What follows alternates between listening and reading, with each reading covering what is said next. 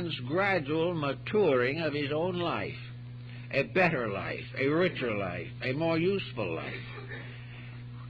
Progress must be that he can come home and sit down quietly and think in peace, that he is fairly selective in the things that he does, that he will not support that which is useless, worthless, or dangerous, that he will not waste his time trying to forget the problems of society when he should be using every faculty that he has to find ways in which he can maintain his integrities and assist others to do the same.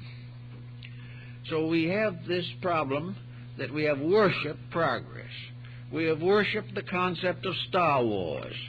We have worshipped all kinds of extraterrestrials. We have worshipped the planet of the apes.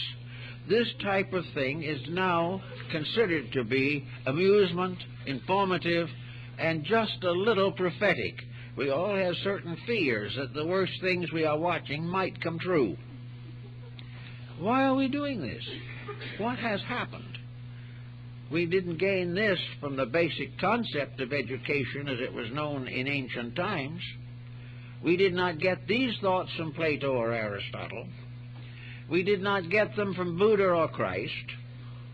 We did not get them from any of the real patrons of progress that we know.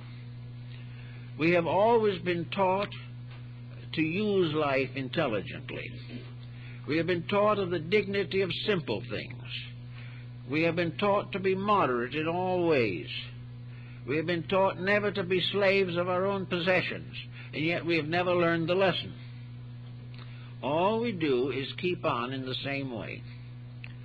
And it will probably go on that way until we come up against a major issue that we're not going to be able to meet by platitudes or by raising the national debt. We're going to come to something that needs what we have needed for a long time, and that is a completely new outline of how to teach people what to do and how to live. And we cannot depend upon working only with the older generation. We have to start in with young people. We should have people working all the time to improve the curriculum, to find out what young people need to know. And there is a great need for a complete rewriting of most textbooks. The textbooks are miserable things. They are enough to discourage anybody. They are monotonous, they are hard-headed and difficult, complicated. They have no life in them, no reality in them. A young man I was talking to not long ago was talking about a history book used in his class. He said that the book was so dry, so definitely factual according to a concept of fact, that the truth was never in it. There was no understanding of anything. There was no real appreciation of anything. And when the entertainment field makes a so-called historical film, it is so distorted that it has lost all value as far as educational importance. Everywhere we are distorting things that we should rationalize. Children's textbooks should be things they love to read, that teach them nice and good values, and they learn to love them, that there is excitement, there's variety, there's change, and everything that is taught excites constructive imagination and gives the individual a sense of participation in the problems of living. The school curriculum is at least 100 to 200 years behind its times. And every teacher who tries to do anything about it that is constructive is likely to be sent into the suburbs. There is no interest in these things. The status quo, a kind of a deep hypnosis, has enveloped us, a sort of intellectual smog. And this smog is rising from a whole group of corrupted processes which we do not need and should not have. One thing, however, we can realize, that in spite of all of this situation, we are still individuals. We do not have to do the things that we do not believe are right, or at least to the best of our ability we can minimize our faults if we cannot completely eradicate them. We can also add to the picture a strong statement of values, so that we can, little by little, manage our own affairs.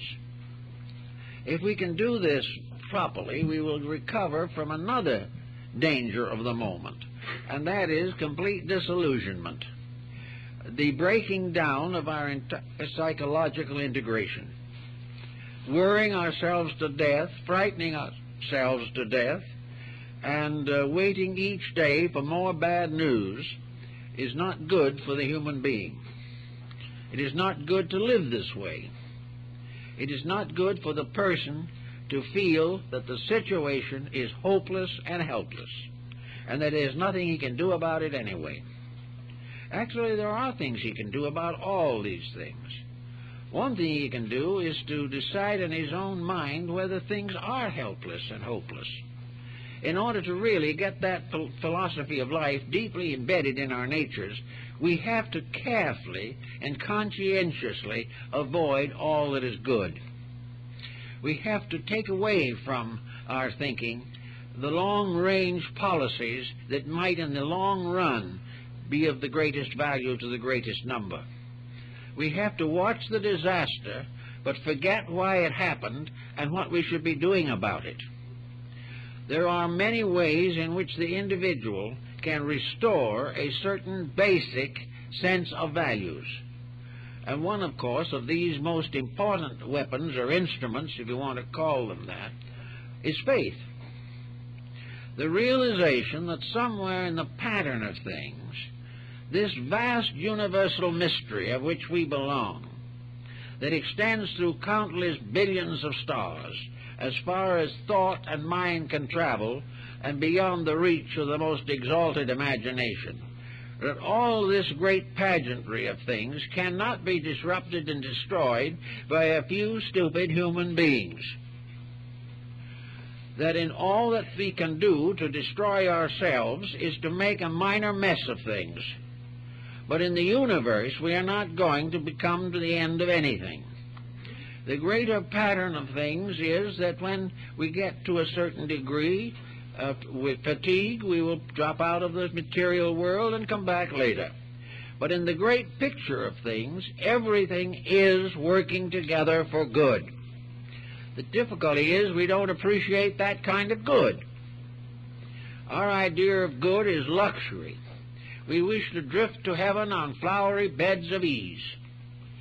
We want to think only of deity as infinite benevolence, regardless of our mistakes, and ready to forgive even the major mistakes that we make. Actually, behind all of this pessimism, which is affecting us, and which does affect us, there is ground for a great realization that these things could not happen if there were not laws. We can't break something that doesn't exist. We cannot go against that which has no existence or reality. The reason we're in trouble is because there are laws, and these laws are right. They are honest, they are difficult, but they're real.